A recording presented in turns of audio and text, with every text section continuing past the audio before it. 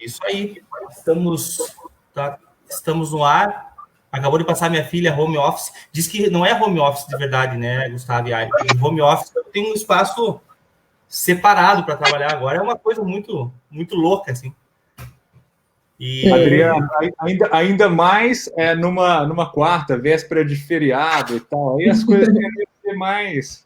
mas isso é legal, né, cara? Isso é legal, isso é mais natural, isso é mais dinâmico. Esse é o mundo real, né? Cara, para mim, o fato de poder chamar a Vitória aqui, dar um beijo nela, dar um abraço, eu acho que isso só ajuda a gente a suportar um pouco da tensão, né? Eu nem preciso chamar, viu, Adriano? Às vezes chega aqui, enfim, participam também. A Vitória, ela vem mais comedida, assim, o Gregório, que tem 3 anos, cara, ele chega como se não tivesse nada mais no mundo, né? E eles estão muito animados, porque hoje iniciaram as férias deles. Né? Em muitas escolas, na verdade, eles estão com antecipado as férias no meio do ano, né? Porque o processo de adaptação ao ensino remoto e outras coisas mais acabaram fazendo com que aumentou a atenção de todo mundo, de professores e de alunos, então tem sido legal, assim, ver eles descansarem. Ari, eu falei que quando chegasse a 26 a gente já podia iniciar e está subindo esse número, então eu passo para você, que é a nossa anfitriã. Tá bom, ok, obrigada então. Bom, gente, quero agradecer primeiramente a participação de todos, agradecer ao Gustavo que se dispôs a vir aqui conversar com nós um pouco sobre o ensino híbrido, que é algo bem relevante nesse momento. Nós, como GG Passo Fundo, né, a gente até estava comentando recém, eu e a Carol, a gente assumiu a liderança do GG Passo Fundo agora, nesse comecinho de ano, então no mês de abril, e essa, então, é a primeira ação que nós estamos conduzindo, né, frente à liderança do GG. E falar um pouquinho, né, do GG, que são grupos, né, onde a gente tem a participação de professores entusiastas, né, para a área da tecnologia, para buscar diferentes maneiras e formas de ensinar, de aprender. Eu sempre digo que a gente mais aprende do que ensina em muitas situações, né? Então, acho que isso é bem gratificante.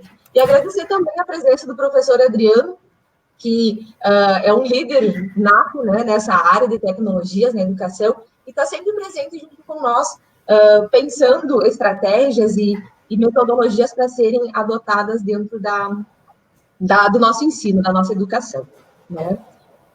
E aí, pessoal, então, até que a gente vai recebendo, então, mais pessoas participando, que vocês possam no chat aí colocando de onde que vocês estão vindo, de que cidade, de que estado, para a gente também ter esse levantamento, que é bem importante para a gente ir conhecendo vocês. E vale também ressaltar a importância de vocês irem compartilhando, né, o link com demais colegas, para a gente poder tornar o compartilhamento cada vez maior. Então... Eu, na condição de convidado mais de perto, Gustavo, eu vou só relatar assim, a importância desses grupos civis, vamos colocar assim, essa época não é bom falar esse tipo de coisa, desses grupos formados por pessoas apaixonadas por alguma coisa. Eu acho que a vida, ela nos mostra que quando a gente está apaixonado por alguma coisa, a gente se dedica mais, a gente busca criar redes, a gente cria alternativas, né? E os grupos educadores Google já existem em Passo Fundo há um bom tempo. Ele é basicamente formado por pessoas que acreditam na tecnologia e não só na tecnologia, né?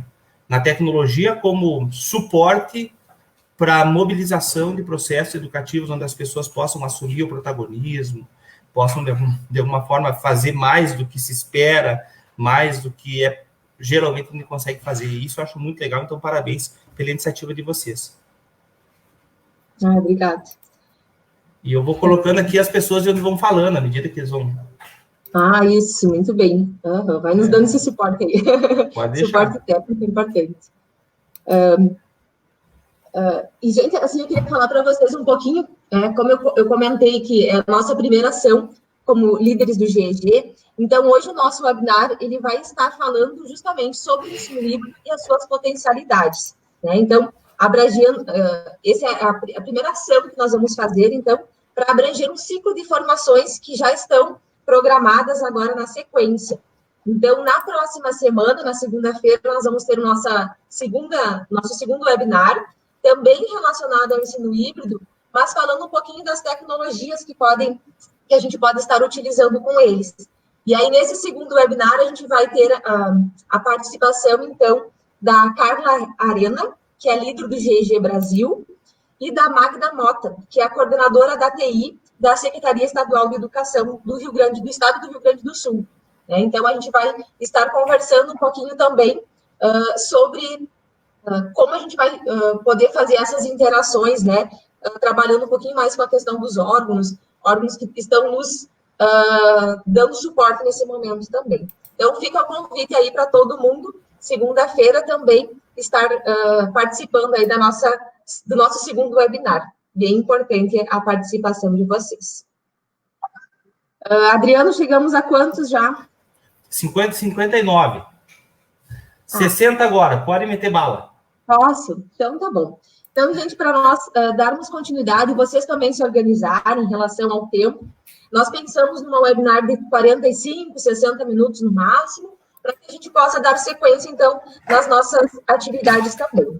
E aí, para nós começarmos esse diálogo, que eu acho que é mais a questão de um diálogo, de um bate-papo mesmo que a gente vai fazer aqui, falar, então, sobre o Gustavo, que ele é hoje diretor do Grupo A, membro do projeto Saga e do Conselho Editorial do Portal do Desafio da Educação, também é fellow pela Universidade de Harvard, onde estuda ainda, né, metodologias ativas, a questão do ensino híbrido, da sala de aula invertida, e esse é um dos motivos pelo qual ele está aqui, sendo nosso convidado nesse momento, para falar dessas experiências vivenciadas e desse estudo, né, tão apaixonante por essa área que cada vez está mais presente no nosso dia a dia.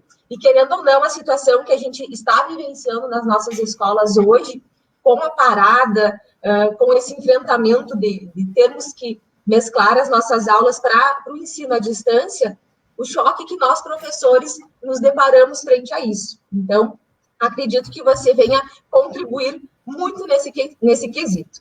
Mas, para nós dar o pontapé inicial, eu vou desafiar primeiro o professor Adriano a fazer as suas contribuições iniciais, e aí você continua, tá, Gustavo?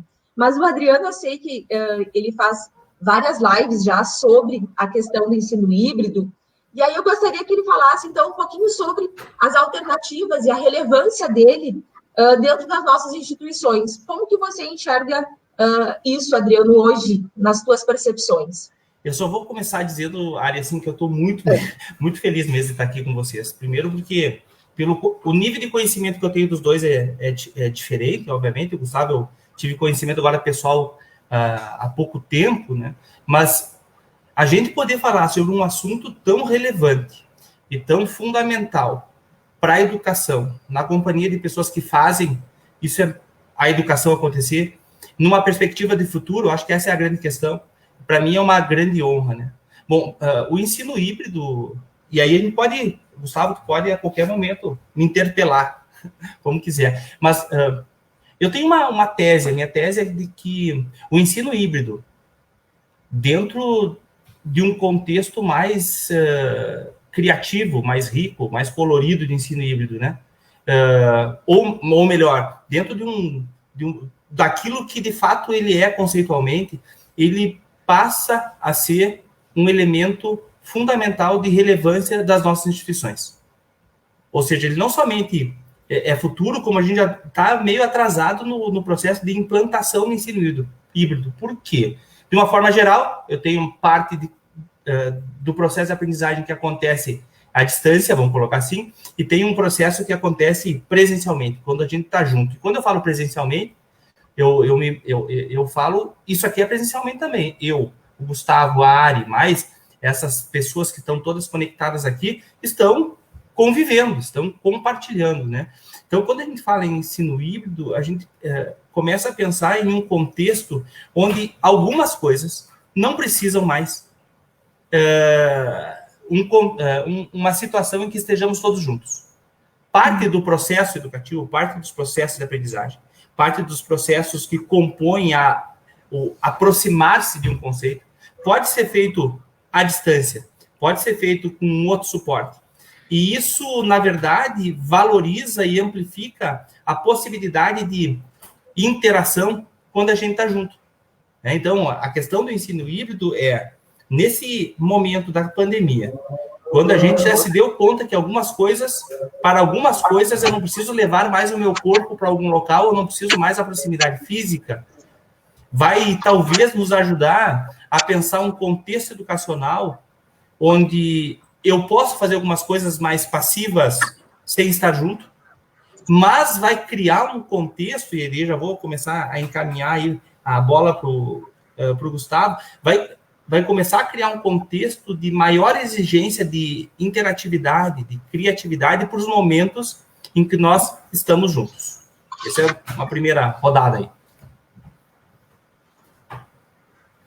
Eu acho que é isso aí. Poxa, o Adriano falou basicamente o que eu ia falar agora. Acabou. Estou brincando. Primeiro lugar, Ariane, eu queria agradecer, parabenizar pela iniciativa. É louvável vocês fazerem momentos, né, promoverem momentos como esses. E, poxa, um prazer participar da primeira webinar, né, que vocês estão promovendo aí. Poxa, que legal. Sinto muito honrado e queria agradecer ao Adriano também pela ponte, como ele mesmo diz, a gente se conheceu recentemente, acho que a gente tem muitos projetos em conjunto. Quando a gente tem pessoas que pensam parecido, que têm o mesmo propósito, quer dizer, transformar de alguma forma a nossa educação, e eu acho que ela precisa ser transformada, e a gente se conecta, eu acho que só sai coisa boa. E essa é uma das coisas boas, isso que a gente está vivendo agora, é uma dessas coisas boas que saiu a partir dessa nossa interação. Eu só queria, antes de falar sobre híbrido, né, de comentar um pouco,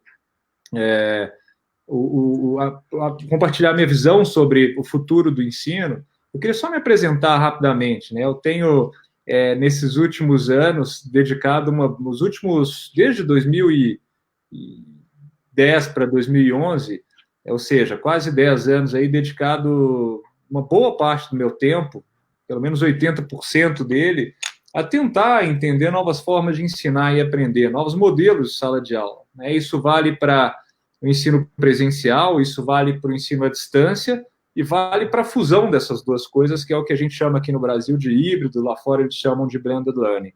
E para isso eu tenho viajado muito aqui no Brasil, eu tenho ido muito para fora para tentar capturar boas experiências e, de certa forma, tropicalizar, né? O que acontece bem, por exemplo, na Finlândia, que para mim é uma grande referência, ou Singapura. Eu tive a oportunidade de conhecer Singapura só no ano passado, quer dizer, conheci a educação básica, o ensino superior, fiquei encantado com o que eles fazem por lá, mas não dá para pegar o que acontece lá, que é um país pequeno, com 5,5 milhões de habitantes, Finlândia, um território um pouco maior, mas uma população muito, muito reduzida, e querer aplicar da mesma forma aqui no Brasil e esperar os mesmos resultados, né? A gente tem uma geografia muito, muito diferente, a gente tem uma economia muito diferente, sobretudo uma cultura muito diferente desse país. Então, pegar o que acontece lá, aplicar aqui, esperar os mesmos resultados, talvez não seja o melhor caminho. A gente tem que pegar esses bons exemplos e tentar, de alguma forma, tropicalizar essas boas práticas, trazer para a nossa realidade cultural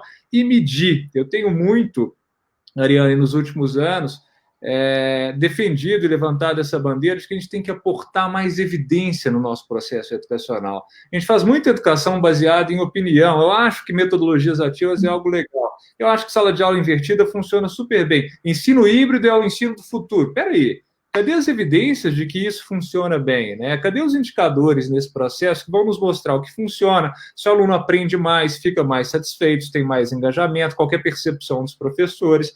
Então, muito preocupado com essas questões e tentando, de alguma forma, colocar um pouco mais de evidência nesse processo. A partir de 2013, 2014, eu comecei a fazer alguns experimentos. Grupo experimental, grupo controle, submetidos a modelos de ensino diferentes, para entender se depois de um ciclo, de 6 meses, de um ano, quem aprendeu mais, quem ficou mais satisfeito, qual é o impacto dessas novas metodologias e tecnologias educacionais aqui no Brasil. E com isso na cabeça, eu acabei indo para 2015, final de 2015, eu fui para Harvard para falar, poxa, deixa eu entender o que eles estão fazendo por lá, deixa eu ter uma orientação, né, de alguém que já está pesquisando isso há algum tempo, e acabei me vinculando à Universidade de Harvard, embora boa parte do meu projeto tenha sido no MIT, que é ali pertinho. Então, Harvard e MIT foram meus mentores, basicamente 2 professores, o Peter Dormashkin do MIT e o Eric Mazur, lá de Harvard. E eles me ajudaram nessa pesquisa, onde eu comparei esses diferentes modelos de sala de aula, alunos submetidos ao modelo 100% online, outro grupo submetido ao 100% presencial e um grupo submetido ao modelo híbrido, né? Onde funcionou melhor do ponto de vista de aprendizagem, qual foi a percepção, enfim. Não estou aqui para falar da pesquisa, embora eu acho que a gente deva colocar mais evidência científica em todas as nossas ações. E aí, depois dessa pesquisa, eu tenho, de alguma forma, tentado apoiar algumas instituições aqui no Brasil, na América Latina. A gente tem um grande projeto no México.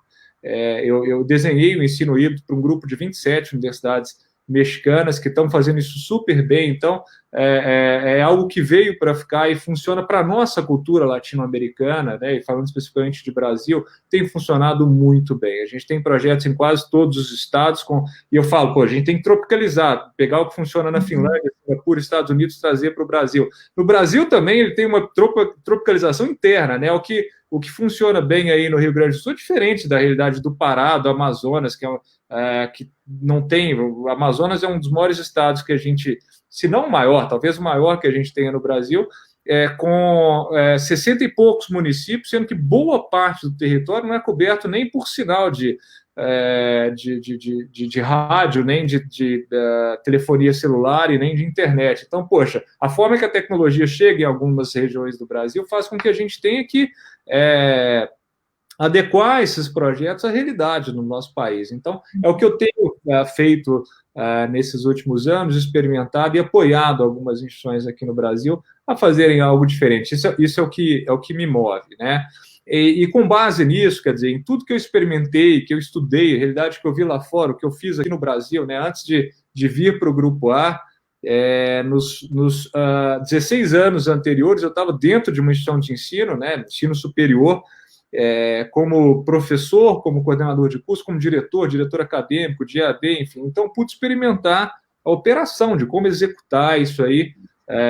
E aí, a partir de um certo tempo, eu falei, poxa, eu acho que eu tenho que escalar isso para apoiar outras instituições, e aí resolvi vir para o Grupo A com essa solução de desenhar, de modelar algo que seja realmente híbrido. Então, com base nessa experiência e nessas evidências, eu acredito muito em três elementos, e aí um deles é o híbrido, né? Mas eu acho que é importante compartilhar a minha visão. Eu acredito em 3 elementos que vão mudar o nosso modelo educacional nos próximos anos, né? Minha linha é basicamente ensino superior, mas eu tenho certeza que tudo isso que eu estou colocando vale para todos os níveis de ensino, e acho que eles seriam mais importantes, inclusive, para a educação básica do que para o ensino superior. O primeiro deles é que a gente ainda separa aqui no Brasil o que é ensino presencial do que é ensino à distância, como 2 coisas completamente diferentes, né? Poxa, eu sou aluno de curso presencial, eu sou aluno de AD. Esse curso presencial, os cursos presenciais têm um público bem diferente dos cursos à distância. Isso vale para gênero, isso vale para idade, a moda de idade dos alunos ingressantes em curso à distância é um pouco mais alta do que a moda da idade de alunos que ingressam em cursos presenciais. EAD tem mais mulheres, 70% do público do EAD é constituído por mulheres, enquanto no presencial está bem dividido, 50-50, os valores de mensalidade, enfim, são 2 modalidades ainda diferentes, mas é muito provável que nos próximos anos a gente não tem uma distinção tão clara do que é ensino à distância e do que é ensino presencial.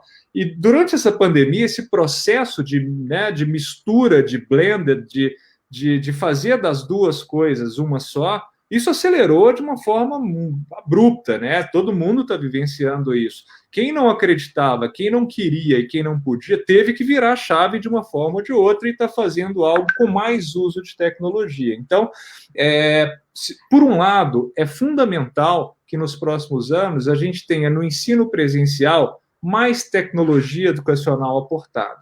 E, por outro lado, no ensino à distância, é fundamental que a gente tenha mais presencialidade. Se não for mais presencialidade física, pelo menos mais interatividade entre professores e alunos em momentos síncronos, né?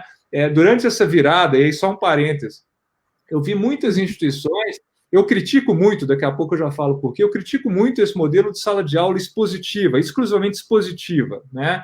E o que boa parte das instituições fizeram nessa migração foi pegar o modelo predominantemente expositivo do presencial, que a gente tem que mudar, e transferir isso para o uso de tecnologia. Poxa, a gente tem tanta ferramenta, tantas possibilidades, reproduzir um modelo que, de certa forma, está falido. Eu não sou contra a aula expositiva, eu só acho que isso não deva ser o único recurso que a gente vai usar dentro de sala de aula. Então, transferir isso para algo digital e achar que isso seja inovação, poxa, longe disso, né?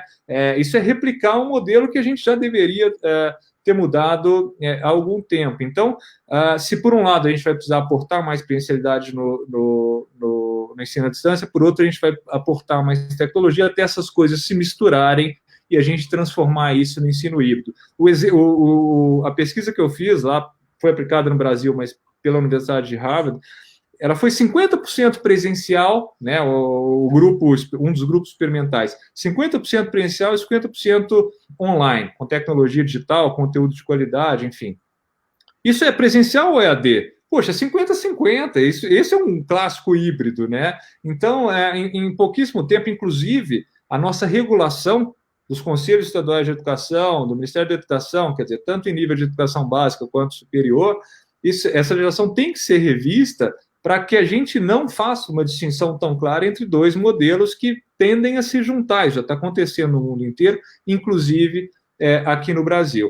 Existem várias formas de fazer ensino híbrido, né? E aqui, para mim, melhor funciona e a mais adotada e praticada é o que a gente chama de sala de aula invertida, ou aprendizagem invertida, que é um termo até mais atual, ou, em inglês, o famoso flipped classroom. O que seria isso?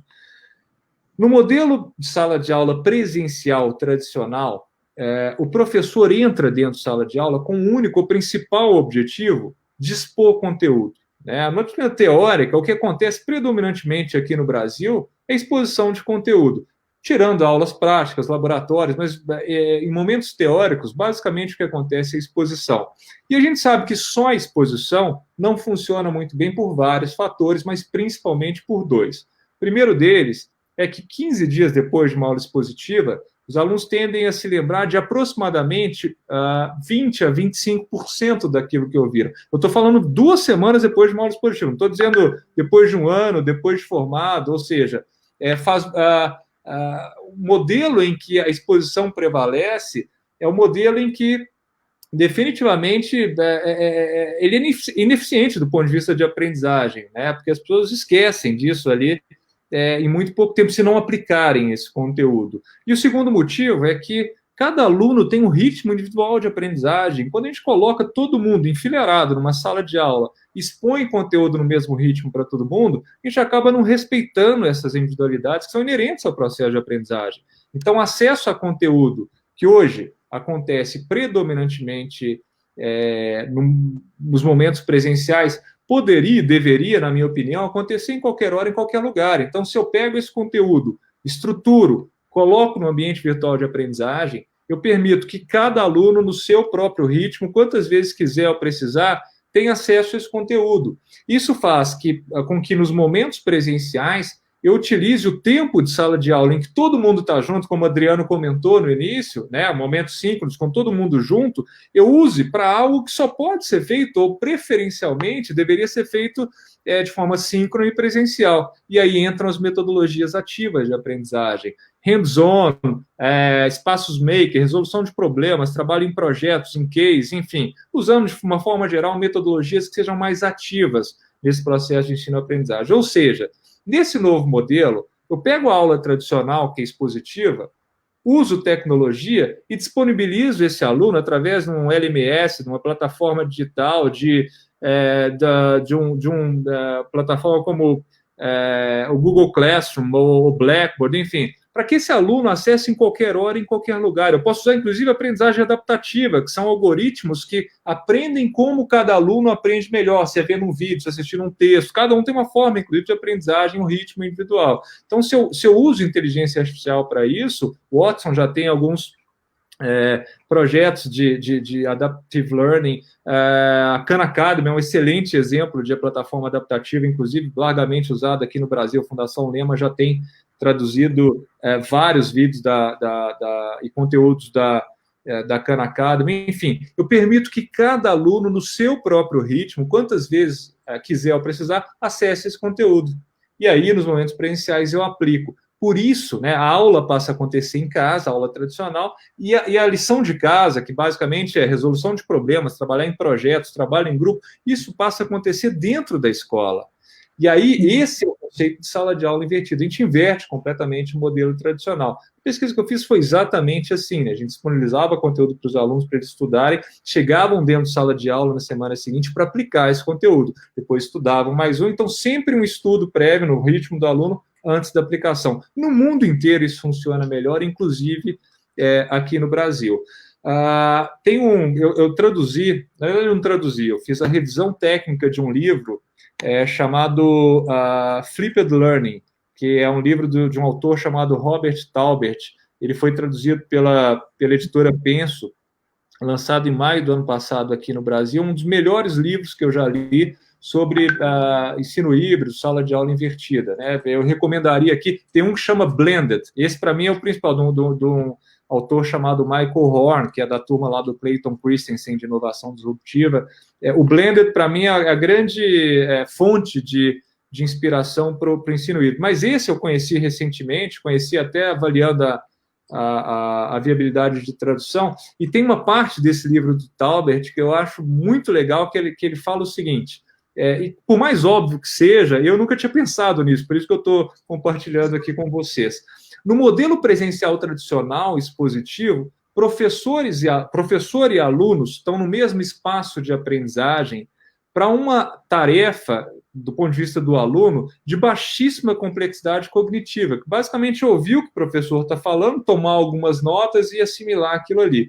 Quando ele for aplicar isso, que é na lição de casa, o trabalho em grupos, ou quem trabalha com projetos, né, que os alunos têm que produzir projetos, o professor não está presente para apoiar esses alunos durante essa aplicação de conteúdo.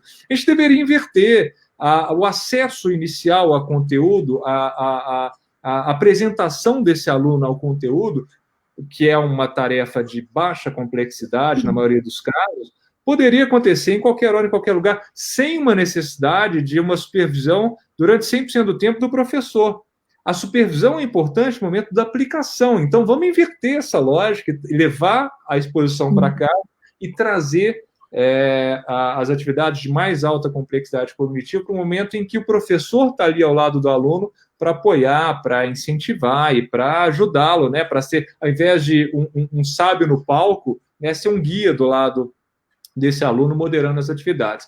Então, o primeiro elemento, ensino híbrido, eu acho que está mudando o ensino superior. O segundo elemento, sala de aula invertida, que é uma das formas de ensino híbrido. E para fechar essa introdução, que eu acabei estendendo demais aqui, mas acho importante contextualizar, a gente tem um modelo aqui no Brasil, em boa parte do mundo, baseada num conceito que a gente chama de just in case, que é um termo que a gente pegou emprestado do pessoal da logística, tem a ver com gestão de estoque esse negócio. Tá? A gente trata a educação como um modelo just in case de gestão de estoque, no qual, semestre após semestre, a gente vai, cada disciplina ali com o seu plano de ensino, né, com o conteúdo programático, a gente vai oferecendo aquilo para os alunos, semestre após semestre, ano após ano, para se um dia os alunos precisarem usar, né? Just in case, algum dia vai que eles precisam usar o conteúdo. Então, é como se a gente fosse estocando esse conteúdo nos alunos para, vai que um dia eles precisam, daí eles vão saber acessar e aplicar esse conteúdo. Mas, poxa, 15 dias depois de uma aula expositiva, os alunos esquecem de 80% daquilo que viram. E é muito provável que, quando forem aplicar lá na frente, esse conteúdo já esteja, se não esquecido, obsoleto já, né, que não sirva para muita coisa. Parece fazer muito mais sentido o modelo just in time, que não é quanto mais conteúdo melhor, ou quanto mais estoque melhor, e sim eu parto não de conteúdo, e sim de problemas, né? E esse conteúdo vem como uma ferramenta para a solução desse problema. A partir do momento que a gente tem que pôr a mão na massa, aplicar esse conteúdo, a aprendizagem se dá de uma forma muito mais efetiva. Eu tenho defendido muito que tecnologia não é andragogia, mas ela catalisa muito o processo. Então, uma das formas de usar a tecnologia educacional a nosso favor é através do que eu citei, Khan Academy, conteúdo digital, LMS, aprendizagem adaptativa de uma forma geral, para permitir que essa aula expositiva presencial seja colocada no ambiente virtual e que a gente use mais momentos presenciais para aplicação desse conteúdo com ou sem tecnologia educacional. E agora, para fechar mesmo essa fala inicial, muita gente confunde ou tem um conceito equivocado do que é ensino híbrido. Então, acho que vale a pena aqui, para a sala de aula invertida, né, eu acho que eu expliquei, mas ensino híbrido tem muita confusão em relação a isso. Inclusive, no CIAED, que é o Congresso Internacional de Educação à Distância do ano passado, eu dei algumas palestras, e em duas delas tinham pessoas do MEC assistindo ali, eu ia falar exatamente sobre ensino híbrido, tinha algumas pessoas do Ministério da Educação e do INEP na plateia, e eu perguntei, uma das perguntas que eu fiz é o que é ensino híbrido, né? Eu colocava alguns cenários, e aí as pessoas tinham que responder, isso é híbrido ou não? E aí fazia um peer instruction na hora, as pessoas discutiam, fiz na minha palestra algo um pouco mais dinâmico.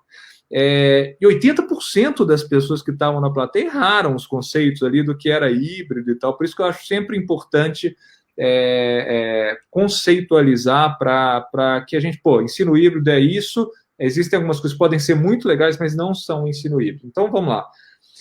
O ensino híbrido é um modelo educacional, um processo de ensino e aprendizagem, no qual parte do processo obrigatoriamente acontece no ritmo do aluno com o uso de tecnologia educacional. Como, por exemplo, eu pegar um conteúdo, colocar num ambiente virtual de aprendizagem, ou no YouTube, ou numa plataforma virtual, de tal forma que o aluno consiga acessar a qualquer hora, em qualquer lugar. Então, o aluno tem que ter controle do seu ritmo de aprendizagem, do local que ele está e de quantas vezes ele vai acessar esse conteúdo, tá? Sem necessariamente uma supervisão de um professor. E os momentos presenciais, então é obrigatório que haja essa parte online do processo, que haja uma parte presencial supervisionada por um professor, normalmente é uma sala de aula, um laboratório, um espaço maker, ou enfim, algum espaço de aprendizagem aí supervisionado. E o principal, que essas duas modalidades, o componente online e o presencial, estejam interligados, estejam conectados, não podem ser coisas soltas e sem nenhum nexo entre elas, né? Então, é isso o ensino híbrido. Em uma ocasião, visitei uma instituição, falei, poxa, eu tenho um modelo híbrido aqui que está funcionando super bem, eu fui conhecer, a instituição era uma instituição de ensino superior, que tinha no semestre 4 disciplinas, das quais 2 eram oferecidas 100% presenciais, e 2 100% online, ou seja, ela pegou o curso e dividiu em 2, em um EAD e outro presencial, e chamava isso de híbrido. Não é híbrido, né? Então, o híbrido pode ser dentro de um curso, até mesmo numa disciplina. Eu tenho uma disciplina das tantas que eu tenho, né, durante o ano, durante um semestre, uma delas é híbrida. Parte dela é online, que o aluno acessa no seu próprio ritmo, parte é presencial, para uso de metodologias ativas, aplicar aquilo que ele viu online, e essas duas coisas estão conectadas. Então, acho que conceitualizar o que é híbrido é fundamental, mas simplesmente aportar tecnologia no processo, ou colocar alguma coisa no ambiente virtual de aprendizagem, isso não torna o seu modelo de ensino híbrido. Essas coisas têm que estar interligadas, conectadas, e o que o aluno viu online tem que ser aplicado nos momentos presenciais. Bom, eu falei muito e eu queria agora deixar o espaço, a gente tem aí, mais da metade do nosso tempo já foi, eu queria deixar primeiro, para a gente interagir aqui entre nós três e, eventualmente, as perguntas que surgirem aí sobre o tema, né? Seria legal para a gente trazer um pouco mais para a realidade de uma, outra instituição, algum professor que esteja trabalhando em iniciativas, né, próximas dessas que eu coloquei, não só de ensino híbrido, né, mas metodologias ativas, sala de aula invertida, isso é música para a gente aqui, né? Então, eu vou deixar o espaço para muito mais um diálogo do que esse monólogo que eu fiz até agora. O Gustavo acabou de fazer a provocação para todo mundo que está nos escutando, então vocês podem fazer suas questões, eu acho fundamental isso, né? Que a gente possa interagir. E nesse meio tempo, Ari, eu quero só resgatar umas questões que o Gustavo colocou para a gente poder avançar, continuar avançando nessa discussão, né? Eu vou começar lá com o início, Gustavo, que tu colocou sobre, e já tem uma questão, então vou ser muito rápido, já vou passar essa questão aqui, que a gente precisa de dados e evidências. Isso é o fundamental da ciência, né? Só que a ciência, ela é muito, infelizmente, algumas vezes, e eu não sei dizer se é na maioria ou não, ela é muito falaciosa. Por que falaciosa? Não pelo resultado, mas pelo contexto que ela cria para chegar aos resultados. Então, os grupos de pesquisa, quando a gente faz os nossos estudos, e eu não quero que o falacioso pareça muito forte aqui, mas a gente tem um contexto onde você se cerca de pessoas ou cria um contexto favorável para que você possa observar algumas coisas. Só que, se a gente for conversar, olha só, sabe, essa é uma percepção que eu tenho. Se a gente for conversar com os profissionais da educação, e eu me incluo nesse grupo, ensino híbrido ou inexiste no vocabulário, porque eu desconheço, ou ele é interpretado de uma forma equivocada. Ok? Então, aqueles profissionais que estão se formando para, meio que desconhecem esse conceito, e meio que ou ignoram, ou não consideram essa tendência qualificadora, dependendo de como for executado, obviamente, da educação, né?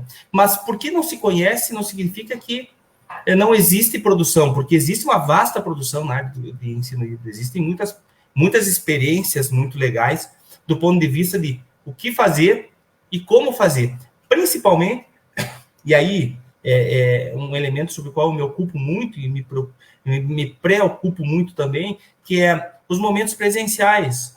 A gente tem que fazer valer muito a pena a gente estar junto, né?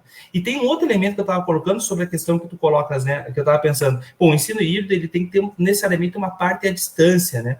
A gente teve agora um relatório que saiu há pouquinho, 93%, 90 e poucos por cento dos nossos jovens usam smartphone, né? Então, inclusive nesse planejamento do ensino híbrido, daquela parte que acontece em outro momento, deveria, de alguma forma, considerar conteúdos, deveria, de alguma forma, considerar formatos que sejam mais palatáveis a partir de um dispositivo móvel, por exemplo, né? Então, podcasts, infográficos, outros elementos. E há um passo em que a gente, nas nossas bolhas, algumas maiores, outras menores, na nossa área de influência, algumas maiores, outras menores, a gente vai trabalhando isso para que pudéssemos ganhar escala em um processo de apropriação do que é o ensino híbrido, de fato, do que ele pode ser, pelo menos. A gente precisa falar de formação de professores. Não existe como não fazer isso, né? Para que a gente possa, de fato, ver isso acontecer. E isso me preocupa, às vezes, porque essas discussões, elas passam muito distantes. A gente poderia fazer um experimento social e perguntar, quem é que daqui que está nos vendo? A gente chegou a um pico de 150, agora tem 124 pessoas nos assistindo, é alheio a essa discussão. Ou seja, eu vou ver um pouquinho do que é isso. É muito provável que a maioria sejam pessoas que acreditem, que têm algum conhecimento sobre isso, né? Então, por isso que quando a gente opta por fazer lives, e às vezes eu tenho medo quando vou fazer o Café da Vitória e abro um potinho de margarina e ter uma live lá dentro, exatamente no sentido de a gente poder qualificar, arejar um pouco aquela discussão que às vezes a gente fica muito fechado no nosso grupo de pesquisa, ou na nossa universidade, ou naquelas experimentos que a gente faz para gerar evidências, né? E trazer mais gente para jogar. Então, eu queria só colocar isso. E tem uma outra coisa que eu queria trazer, antes de eu poder passar, tem uma questão aqui, a gente poder dialogar um pouquinho mais. Não necessariamente... E eu não sei, Gustavo, na verdade, eu quero fazer uma pergunta. Mas me parece que nesse contexto de pandemia, a gente viu que a gente tem que avançar muito na questão da disponibilização de acesso para as pessoas. A gente tem um grupo significativo ainda de estudantes, de crianças, que não tem acesso à tecnologia digital. Então, algumas escolas optam por ter um plano B em papel, outras redes municipais, como eu sei, mas não vou dizer nomes aqui, optam por só ter papel, ou seja, ignorando que tem um grupo grande. Só que eu vou entrar num outro assunto espinhoso aqui, mas eu não vou discutir o que está acontecendo agora, mas só para exemplificar. No momento em que o Enem, por exemplo, a única forma de inscrição passa a ser pela internet, é como se eu definisse, ou assumisse, ou reconhecesse que todo mundo tem acesso. Ou seja, tem um conjunto, uma situação que talvez temos muito mais pessoas com acesso do que sem. Temos que pensar em quem está sem acesso também. De qualquer forma, a grande questão que se coloca é como é que ele pode implementar processo de ensino híbrido sem tecnologia, quando isso for possível. Agora vem a minha questão que eu queria colocar para a gente discutir. Será que necessariamente as atividades, processos educativos que acontecem numa modalidade híbrida precisam, de fato, as tecnologias digitais? Eu gosto muito o Marco Silva coloca que a sala de aula infopobre pode ser rica em interatividade, a sala de aula inforica pode ser pobre. Não estou dizendo aqui que a gente pode desconsiderar. Eu só estou dizendo que se o contexto dos teus alunos, você, professor, é um contexto de baixo acesso à tecnologia, não significa que você não pode implementar processos de ensino híbrido. Não sei. Queria colocar esses elementos para a gente poder continuar a conversa e eu já vou largar umas perguntas para dentro agora. Não, eu tenho que fazer alguns comentários aqui, que eu acho que você colocou uns pontos que são fundamentais e pôs o dedo na ferida, né? Primeiro ponto em relação ao uso de tecnologia. O conceito de tecnologia definido pelo Michael Horn, não só pelo Horn, né, mas por dois professores do Colorado que inventaram. Adam Sams é um deles, né, que é o chamado pai da sala de aula invertida, que definiu esse conceito de que parte tem que usar tecnologia no ritmo do aluno e tal. Eles recebem algumas críticas, inclusive do meu orientador, do Eric Mazur, que fala o seguinte: poxa, eu fazia aula invertida desde 1989. Eu pedia para os meus alunos lerem papers, eles chegavam na sala de aula com isso lido e aí eu aplicava. Poxa, porque o conceito é o mesmo, ele só não tinha recursos tecnológicos digitais disponíveis, o recurso tecnológico que ele tinha era papel, impressão e tal, para que os alunos estudassem. E o conceito é o mesmo, né? Mas, assim, isso não é considerado sala de aula invertida se a gente for na definição aceita e consolidada do termo. Mas, para mim, é a mesma coisa. Então, muita gente acha que poxa, como é que a população, as camadas sociais menos privilegiadas vão ter benefícios, né? Vão se beneficiar dessas novas metodologias se não tem tanto acesso à tecnologia? Eu acho que a gente deve buscar tecnologias acessíveis a todo mundo. Então, acessibilidade pedagógica, instrucional e tecnológica é fundamental para qualquer modelo acontecer. Qualquer modelo que se desenhe tem que considerar tudo isso. O que algumas instituições estão fazendo aqui no Brasil, e eu conheço pelo menos 3 grandes instituições e uma rede, na verdade, que está sendo fomentada para fazerem isso, vamos contratar chips de operadoras de celular para dar para os nossos alunos, né? Um plano, e aí estão fazendo plano em larga escala, sai super barato, a própria escola fazendo isso. Na verdade, se uma escola for fazer isoladamente com poucos alunos, acaba saindo caro. Mas tem muita gente se juntando, e aí eu acho que é muito importante, nesses momentos, trabalhar em redes de cooperação, em que você ganhe escala, consiga prover tecnologia digital para os alunos em larga escala, e é um custo muito pequeno para a escola. Aí sim você acaba reduzindo esse abismo que existe em relação ao acesso à tecnologia entre diferentes camadas sociais. Agora, poxa, eu não tenho dúvida de que, independente do nome que a gente dê para isso, acessar o conteúdo no ritmo próprio, quantas vezes quiser precisar, e vir para o momento presencial para aplicar, faz muito sentido no mundo inteiro, né? Isso é comprovado e, de novo, acho que a ciência, a gente precisa colocar mais informação, mas você tem toda a razão. Às vezes a gente publica, eu falo para muita gente, né, os artigos que a gente publica, né, em revistas científicas têm um eco muito menor do que as lives dos potes de margarina que você abre. Acho que a gente tem que disseminar tudo isso, a gente tem que discutir, eu acho que esse é meu propósito nesses últimos anos, é um pouco do que eu tento fazer aí, né? Inclusive, o portal Desafios da Educação, do qual eu sou um dos editores, faz parte do conselho editorial, tem como objetivo isso, né? Ter um eco maior, não é algo científico, a gente coloca muito o que está, as tendências que estão acontecendo na educação de uma forma geral, e o público é muito qualificado, eu acho que isso que é legal, né? E por fim, em relação à formação de professores, com raras exceções, nós professores do ensino superior, da educação básica não, mas com raras exceções, os professores do ensino superior não foram formados para uso de tecnologia, nem de metodologias ativas de aprendizagem. Na verdade, nem de um ensino tradicional. Nosso programa Estrito Sensu prepara muito mais para a pesquisa do que para o ensino. Então, a gente deveria investir em formação docente, você colocou muito bem isso, Adriano, porque, poxa, não é simplesmente virar a chave, o diretor da escola falar, agora vai ser assim. Espera aí, a gente tem que formar pessoas para fazerem algo que seja diferente e que funciona melhor do que o tradicional. Eu queria compartilhar com vocês, quem está nos escutando, eu estava escutando esses dias o professor Nelson Preto, da Federal da Bahia, muito provavelmente muitos de vocês conhecem, e ele está com uma cruzada lá em Salvador, mas olha só que legal isso e como isso pode ser efetivo, né? Por exemplo, para Passo Fundo, que é uma cidade aqui que tem 70 escolas municipais, entre educação infantil e fundamental, então não é uma cidade pequena, né? Ele está numa cruzada lá em Salvador, no sentido de convencer as escolas a, quando não tem aula da gurizada, liberar o Wi-Fi para a comunidade poder acessar, porque talvez eu não tenha internet, mas eu tenho um smartphone, eu tenho um computador, não importa, né?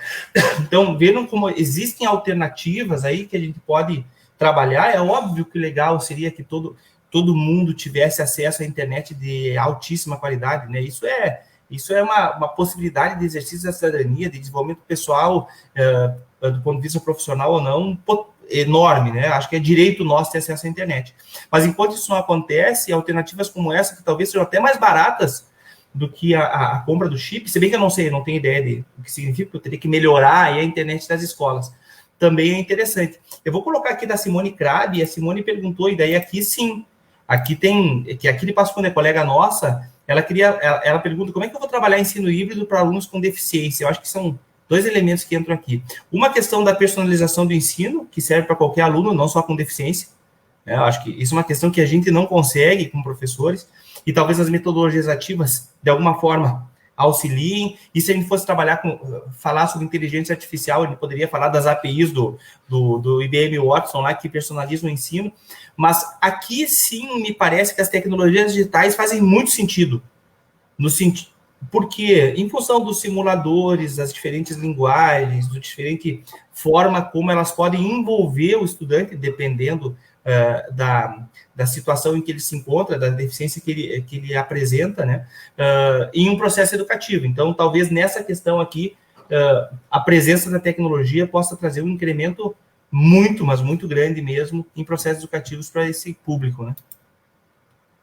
E aí, só complementando, eu acho que a resposta é exatamente essa. Eu acho que, numa proposta de inversão da sala de aula, a gente tem que analisar os 2 componentes. O componente online, para isso já existe muita tecnologia, né, e a gente tem que dar acessibilidade hoje, não só para portadores de necessidades especiais do ponto de vista físico, mas pedagógicos. Inclusive, o MEC exige isso, né, que a gente tenha soluções de acessibilidade pedagógica para os nossos alunos.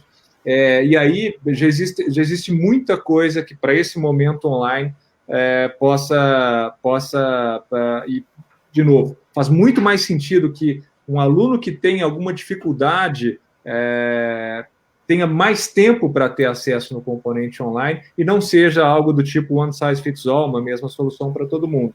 Nos momentos presenciais, que é outra parte desse processo, não há a menor dúvida de que o aluno que tenha mais dificuldade ou que tenha alguma necessidade especial ali convivendo com os colegas, mão na massa, aplicando esse conhecimento, a aprendizagem se dá de uma forma muito mais efetiva. E aí você está uma metodologia ativa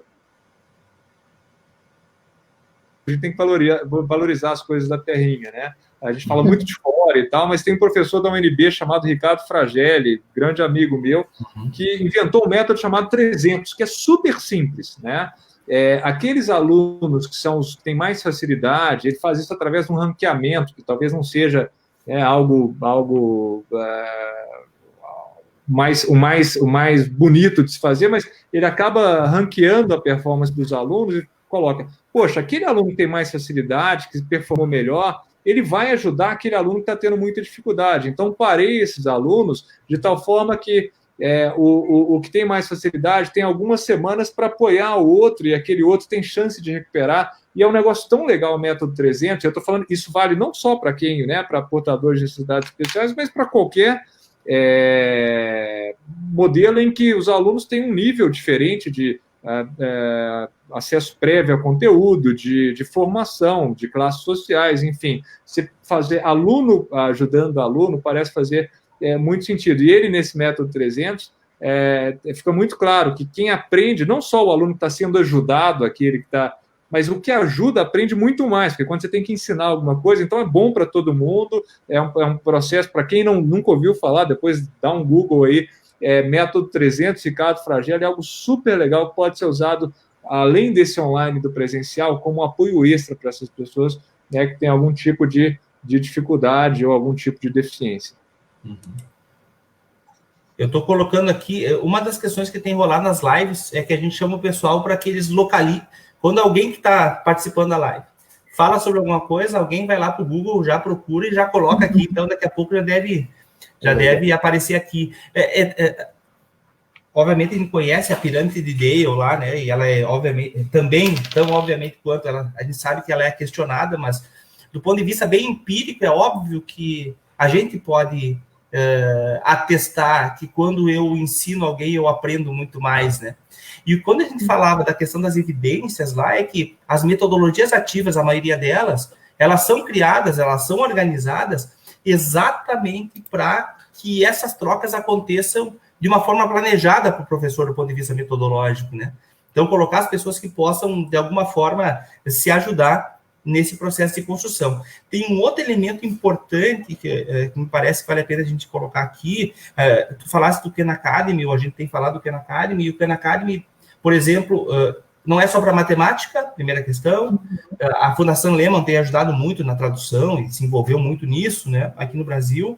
E ele tem toda uma visão do professor, quando eu cadastro os meus estudantes, e a área é especialista nisso, né?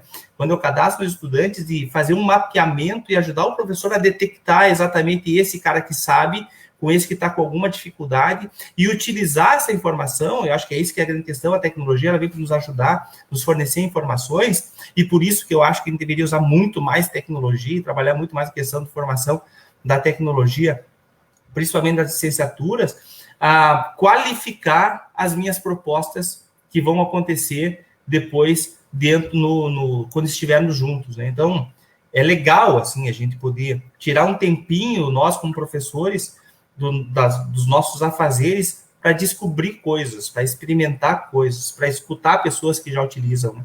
E a gente faz pouco isso. Vai lá e faz, né, Adriano? Vai lá e faz, vai lá e experimenta. O erro faz parte do processo também, a gente está todo mundo aprendendo. Eu também sou um grande incentivador disso aí. Vai lá, experimenta, faz. Tá? Ai, gente, tá muito legal esse papo aí. Então, acho que tá todo mundo super curtindo. Acho que é bem relevante e bem importante todas essas discussões que a gente está trazendo, né? Mas, olhando o nosso tempinho aí, vamos já encaminhando para a reta final, que a gente está chegando nela. Mas, para isso, eu gostaria também de fazer talvez uma fala relacionada a isso. Como o Adriano falou, eu sou uma entusiasta nessa área. A minha formação é matemática, então, de certa forma, eu sei que tem muitos alunos que têm muita dificuldade por ser área específica, mas nesse momento online, a gente também acaba se redescobrindo muitas vezes. E uma coisa assim que acho que você falou perfeitamente, Gustavo, que quando o aluno estuda primeiro e depois ele vem para uma aula assíncrona, né, que é o que a gente está fazendo no momento, ele já vem com uma percepção do conteúdo. E foi exatamente isso que eu acabei percebendo em algumas aulas. Então, eu acabava disponibilizando vídeos. aos quais eu explicava o conteúdo para eles, numa linguagem talvez mais coerente com o que nós tínhamos na sala de aula, para não ficar tão distante. E aí, no momento de nós termos aula síncrona, o aluno já vinha com as suas posições. E aí eu percebi muito o protagonismo dele em relação à aprendizagem desse aluno. Então, isso foi algo, assim, muito pontual. É óbvio, nós temos muitas coisas para aprender. A Adriana também comentou, a gente precisa, sim, investir em formação de professores. Eu acho que nós precisamos desse aporte, né?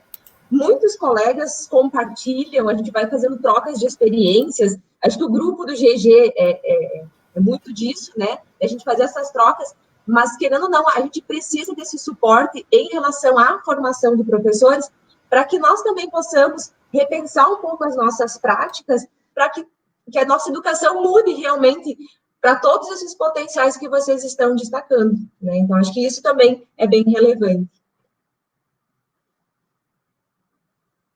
Sem dúvida. Eu acho assim, em relação ao uso de tecnologia, a gente não tem dúvida que ela facilita muito o processo, mas se bem usado, né? Eu sempre falo que tecnologia por tecnologia não faz absolutamente nada. A gente tem o mesmo modelo de sala de aula há 100 anos, pelo menos, e para não falar desde a época de Sócrates ali, e simplesmente aportar lousas digitais, datas, isso não muda o modelo de sala. A metodologia é o mais importante, como o Adriano bem colocou, Ariane. Formar os professores para tudo isso é fundamental. Tem uma pergunta que eu acho que eu consigo responder rapidamente aqui, que talvez seja uma dúvida geral. Na nossa cultura aqui no Brasil, um dos grandes desafios, no Brasil, México também, lá no México a gente sofreu muito com isso. É muito difícil criar a cultura dos alunos acessarem esse conteúdo previamente. Esse é um grande problema aqui, principalmente quando os alunos ou tem muitas, quando estão na educação básica, tem muitas atividades ao longo do dia ali, de agenda cheia, ou no ensino superior, em que 80% dos alunos do Brasil trabalham durante o dia e vão à noite. É esse, Gustavo? É esse comentário aí? Eu deixo no...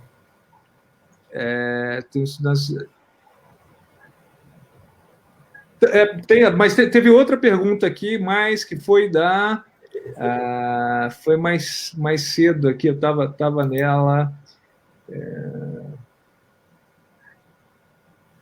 Que eu já coloco no ar aqui daí. Bom, mas foi há mais tempo, Mas, enfim, era uma pergunta de os alunos não têm cultura e não têm tempo para acessar o conteúdo previamente, né? E essa é uma pergunta recorrente. Bom, não estou encontrando aqui. Mas, enfim, quando a gente acessa, quando a gente propõe algo híbrido, que os alunos não têm tanto tempo, primeiro, a gente tem que criar esses tempos, a gente tem que entender qual que é a realidade do nosso aluno e criar momentos que o favoreçam, né, a esse acesso. Por exemplo, se ele é um aluno do ensino superior noturno, a gente deveria tirar alguns espaços de aulas presenciais. Por exemplo, segunda-feira não tem aula, né, ou terça-feira não tem aula presencial. Nesse momento, os alunos deveriam acessar o conteúdo online. O simples fato de tirar a aula não funciona, tá, Adriano? Ele simplesmente vai fazer assim, é um dia menos de aula que eu vou ter. Você coloca na quarta-feira, poxa, péssimo, porque é o dia do futebol. Sexta-feira, ferrou, porque sexta-feira vira boteco. Então, até os dias da semana que você vai fazer isso fazem muita diferença. Então, primeiro, dá a oportunidade do aluno, o tempo dele ter acesso prévio ao conteúdo. Segundo, muito importante, diferentemente do que acontece no presencial, no ambiente virtual de aprendizagem, você consegue ver absolutamente tudo que o aluno está fazendo, você consegue traquear quantas vezes ele entrou, quanto tempo ele ficou logado. Então, através de métricas que são ajustáveis ali no sistema, você consegue ver quem está entrando ou não. E aí, alguém pode entrar em contato, não precisa ser o professor, mas alguém da instituição entrar em contato com esse aluno e falar, poxa, você já deveria ter assistido isso, ter feito tais atividades, você nunca entrou no ambiente, né? Está tendo alguma dificuldade? Na verdade, entrar em contato para oferecer ajuda e não simplesmente para cobrar. O simples fato do aluno saber que está sendo monitorado já melhora o engajamento, faz com que ele entre mais. Mesmo assim, não é o suficiente. Terceira ação, para ser bem pragmático. Em momentos presenciais, é fundamental que o professor, ali no tete-a-tete, tem uma lista de quem entrou e não entrou, e dê uma chamada nesses alunos, né? Poxa, se a gente está propondo um modelo de sala de aula invertida que vocês tenham acesso, vocês não acessaram, o momento aqui não vai ser muito profícuo, então dá uma chamada nesses alunos. E aí, infelizmente, eu não gosto, nem estou sugerindo isso, mas o que funciona aqui no Brasil, sabe o que é? Pega os primeiros minutos da aula presencial, 10, 15 minutos, aplica uma prova super tradicional conteudista. Quando a gente fala que vale nota que é prova, putz, aí todo mundo entra e acessa. E não estou recomendando, queria que não fosse assim, mas infelizmente em alguns casos a gente tem que chegar a isso. Então, culturalmente, por isso que eu estou falando da tropicalização, né? Harvard é muito fácil, os alunos estão ali 40 horas por semana por conta, saem da aula, vão para os alojamentos ali, estudam, tem uma cultura diferente da nossa aqui. Então, a gente tem que ajustar esses modelos para o que funciona, não funciona, e ajustar, dar oportunidade, inclusive, de tempo para esses alunos estudarem, monitorar, entrar em contato, e, se for o caso, não é o desejável, mas até promover provas de conteúdo para garantir, criar disciplina, organização desses alunos. Tá? Eu nem vou falar mais, que a Ariane já me mandou uma mensagem, que eu tenho que acabar. Parei. Não, mas acho que nós poderíamos continuar a fala, o nosso diálogo, por mais 1 hora ou 2 horas, que a gente sempre encontraria mais argumentos e mais análises para serem feitas, né? Acho que é um assunto que merece, sim, ser discutido, merece a participação dos professores, o olhar deles também nesse sentido, né? Essa percepção que você colocou, Gustavo, sobre a participação dos alunos é visível. Acho que a primeira e segunda semana da modalidade online foi muito diferente para eles e todo mundo entrava, assistia, fazia de tudo. Mas na terceira, quarta semana já começou a ficar meio repetitivo. É como se eu estivesse na sala de aula. Então, aquilo começou a cansar. E aí, como que nós, professores, vamos fazer com que mude isso, com que o aluno participe, né? E aí, obviamente, que eu acredito que muitos professores acabam fazendo isso que você falou. Bom, não assistiu a aula, vamos fazer a provinha para que o aluno, pelo menos, assista a aula que ficou gravada, alguma coisa nesse sentido, né? Mas são situações que a gente vivenciou nesse período, então, de aulas online, à distância, síncronas e assíncronas, onde a gente aprendeu muito, acho que como professor, mas eu sei que nós temos muito para aprender ainda, muitas trocas de conteúdos, de informações. Então, esse diálogo aqui é só o comecinho, né? Eu acredito que segunda-feira a gente vai trabalhar mais um pouco, acho que as discussões vão estar mais ainda acirradas, e acho que o momento inicial foi esse, foi botar uma pulguinha atrás da orelha para que nós, professores, formadores, a gente questione, a gente busque e exija também essa questão de formação, desse trabalho em conjunto, né?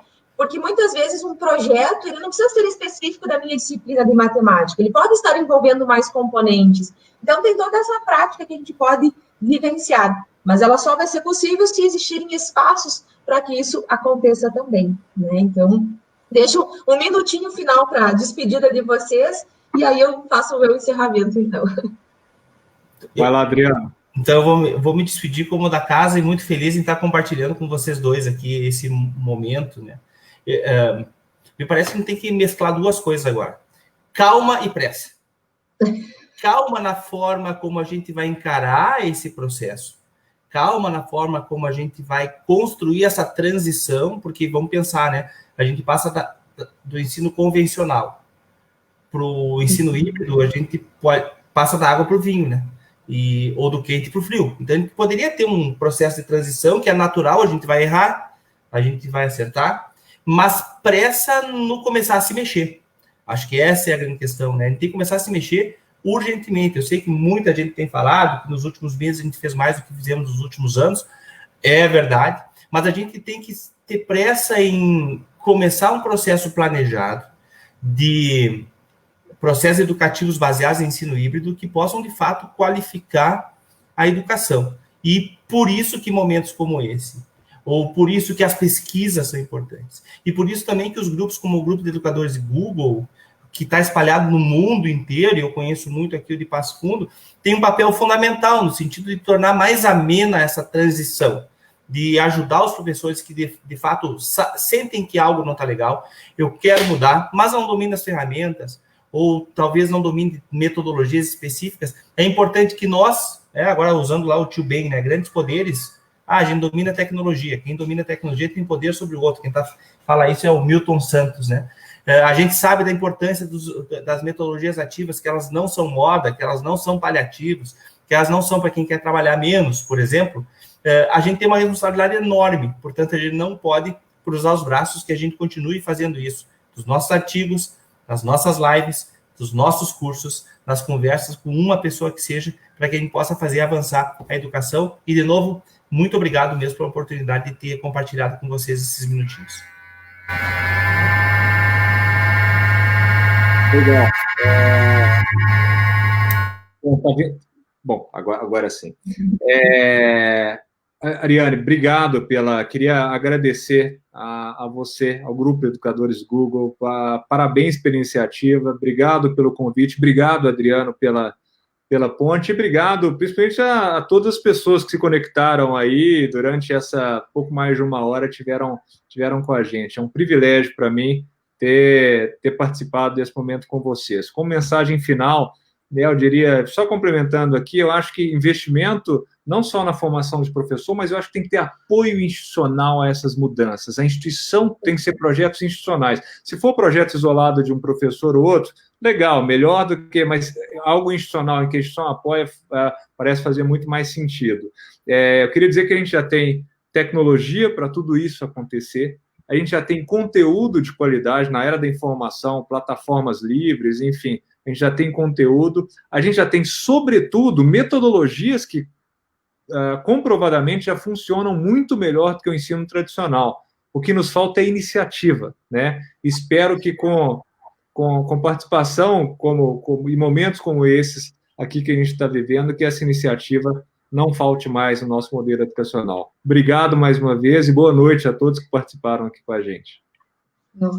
Obrigada, então, Gustavo e Adriano. Obrigada a todos que participaram, que mandaram comentários, que compartilharam com os colegas. Acho que esse momento é único e ele precisa ser compartilhado com os demais, né? Então, agradecemos mais uma vez e convidamos a todos para nosso segundo webinar, que vai ser na segunda-feira, às 17 horas, tá? Então, a gente manda o link de novo para vocês e fiquem nos acompanhando aqui no Face do GG, também lançado hoje oficialmente. Nós tivemos esse lançamento oficial que também aconteceu agora, tá, gente? Brigadão por tudo, pela participação e pelos comentários. Um grande abraço a todos. Tchau. Tchau, gente. Obrigado.